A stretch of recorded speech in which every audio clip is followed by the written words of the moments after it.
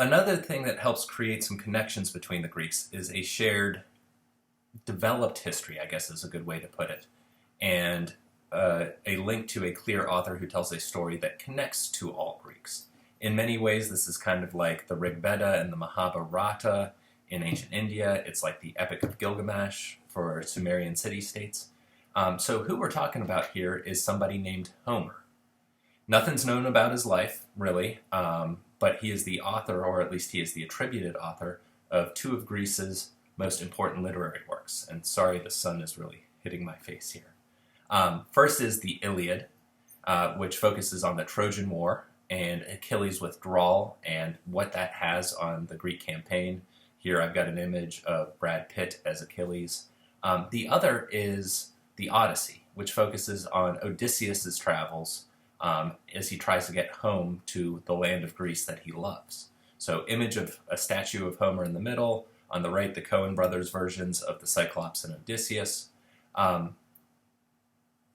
We don't know who Homer is.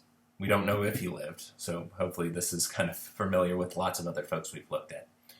But his verses, which would have originally been sung, just like everywhere else, as a form of entertainment, but also as a form of introducing people to certain sets of values, would have first been put down in writing as soon as that Phoenician alphabet shows up, so about 750 BC. They're way older than that. They've been memorized by generations of poets, bards, singing them. And so we've got oral tradition again. If you were to read bits of this, which you're going to, you might see some of that oral tradition in there. But you've also got fixed ideals of how people should behave or they shouldn't behave that are meant to instruct people and guide them.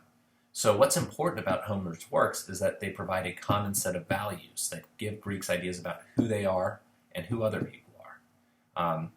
These poems provide the standard definition of what an epic is.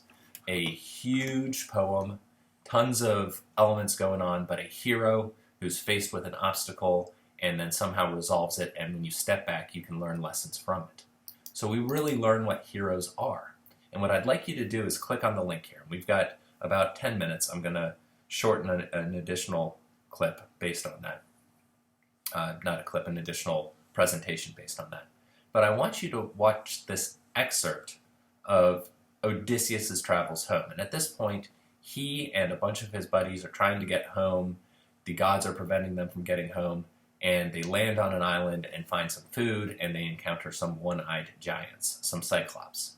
So I want you to watch this and think about the type of traits that would make Odysseus a hero.